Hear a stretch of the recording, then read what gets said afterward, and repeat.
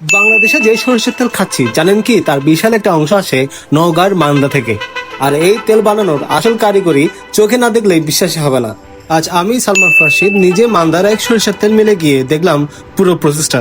এবারই প্রথম এভাবে কাছ থেকে দেখলাম সরিষা কিভাবে সোনালী তেলে পরিণত হয়। এনে অবাক হবেন, শুধু নওগাঁ জেলায় বছরে 30 থেকে 35,000 টন সরিষা উৎপাদন হয়। এর মধ্যে মান্দা ও পাশের এলাকা থেকে হাজার হাজার লিটার তেল ঢাকা, চট্টগ্রাম, রাজশাহী সহ পুরো দেশে পাঠানো হয়। মূলত নওগাঁর মাটি হলো দোআঁশ ও বেলে দোআঁশ, যেটা সরিষা চাষের জন্য বাংলাদেশের সেরা মাটির মধ্যে পড়ে। শীতকাল দীর্ঘ হওয়ায় সরিষা ভালোভাবেই বাড়ে।